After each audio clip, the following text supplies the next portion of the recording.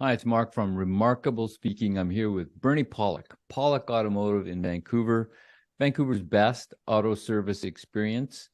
And we're talking cars. How you doing, Bernie? Doing very well. So today's victim is a 2018 Subaru Forester that came in for a service. What brought the Subaru in? Yeah, so the vehicle was due for a B service, and there was also a few fluids that we'd mentioned to the client and services last time they were in that would probably need to be done at this point in time. So we did the B services and changed a few fluids and a cabin air filter at the same time. So what's a B service? So B service is our full maintenance service, oil and filter change, plus a full vehicle inspection. So we do a full wheel off vehicle inspection, rotate tires if needed. So a lot of things we look at are lights. We test the battery and charging system. We look at all the fluids in kind of detail to see the quality of the fluids, not just the levels, and make sure they're full. Do a steering suspension inspection, full visual underneath inspection of the exhaust system, belt, full under hood. We do measurements on the brakes as well. So, every time a B service is done, we measure the thickness of the brake pads, the thickness of the brake rotors. We note anything down. This vehicle is fairly new, so it wasn't too complicated. There wasn't too much found wrong with it, other than there were some fluids that were right at the sort of interval that needed to be replaced. And why don't I just show you a couple of pictures right now, and then you can keep asking me questions. Which fluids did you replace? Did the transmission, differential, and brake fluid. So here's a view of the inspection. If you're a client of ours, you'll have seen these. If you're new to our shop, this is how the inspection looks when we send it out. And basically, when you book a service, we can put down your concerns. You can even do these on your online system. So the client's concerns, B service, possible cabin air filter, brake fluid, transmission service, and don't rotate the tires, which was a client's request. Then it says basically there's a number of items that are okay, 6 items with suggested services. And if there's any other issues, there's a red box here with, suppose we found your brakes were down to 3 millimeters on the brake pads. That would be a red item, something that needs to be done pretty quick. Or I'll say a loose or worn ball joint, any sort of safety issue that would be noted there. We're also able to put an estimate together for service. So, I've blocked out items here that we, don't want to make public, but there was an estimate attached here. So we can send the report out to you with an estimate for the suggested services, and then you can see them and we can go from there. So this is the kind of front end of the report.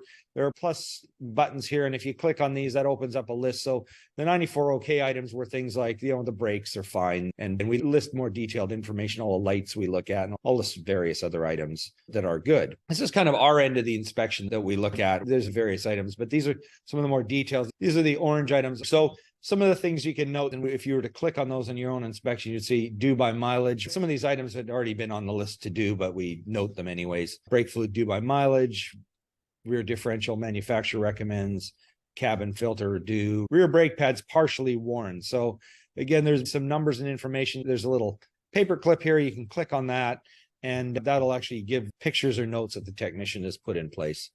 And we have one other photograph here, and that's a little more of a drill down for items. And again, you can see on these brakes here, rear brake pads 5 millimeters. So that's not worn out. That's just in the area where we'd want to recommend doing it. So again, these are some of the more details you'll see in the inspection. This is a really simple one. If you have an older car, maybe you're a first customer to us, you've got a car that, 150,000 kilometers and it's 10 years old and has been serviced very well. A lot of times these lists can get pretty extensive, but this is a kind of a nice, simple maintenance service on a car that's not all that old. So how dirty were the fluids? Were they due? I know the recommendation says change them. Sometimes that's not necessarily the right time to change them. Were these ready to be changed? So the answer is no, they weren't dirty. And it's actually good to change fluids before they get dirty. Engine oil gets dirty naturally because of the process of combustion, but it's better to change fluids when they're not really dirty. Things like transmissions, for instance, you've got gears and little metal particles floating around. And so often we look at the fluid, and either it's got a dipstick, or maybe if on a differential, you pull the fill plug, the inspection plug, and you look at it and take a little dip sample. You go, oh, it looks really clean. Then you go to drain it out, and it's got like all these little metallic particles in it. You go, well, that fluid was actually dirty, but you can't really see it with your eye. So it's really important just to change the fluids at the recommended intervals and not really worry too much. It's a few dollars, but why try to squeeze something out when you're actually running dirty fluids? Sometimes you can't see with your eye until you actually drain them out.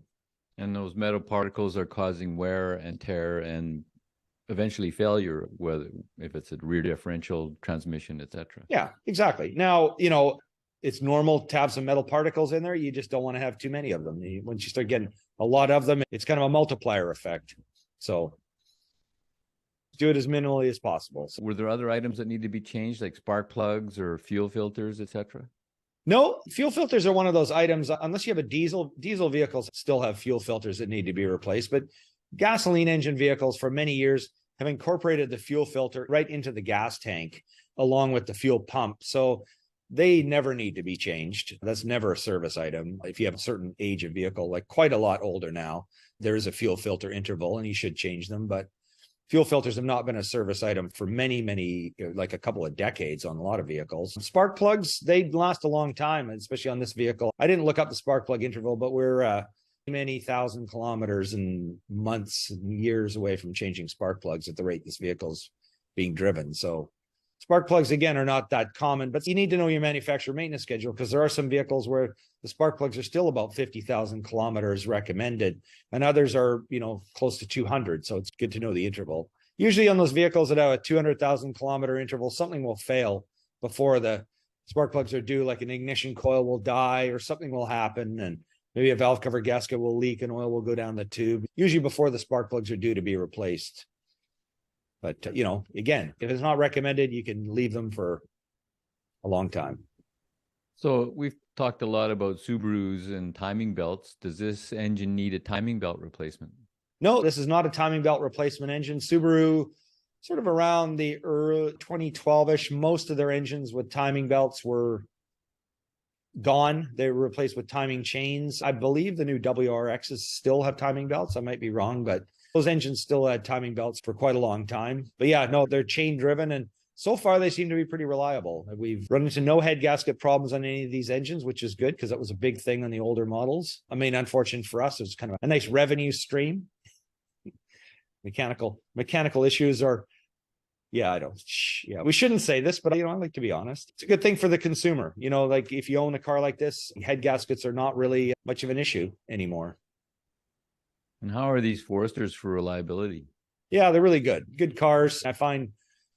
Said this before, I've owned a lot of Subarus over the years. We work on a lot of them. They just keep getting better and better as time goes by. So good vehicles. I mean, they're not as cheap as they used to. One time they were kind of a cheap, weird vehicle, but they're definitely not that anymore. But, they're a good vehicle, reliable, worth owning for sure. If you're looking for service for your Subaru in Vancouver, BC, Canada, the guys to call are Pawlik Automotive. You can book online at pawlikautomotive.com, or you can phone them to book. They'll actually answer the phone. Well, not always. They're pretty busy, so you might have to leave a message. Let's be honest about it. But call. They will call you back. 604-327-7112 in Vancouver. And thanks so much for watching and listening. We deeply appreciate it. And thank you, Bernie. Yeah, thank you, Mark. And thanks for watching and listening.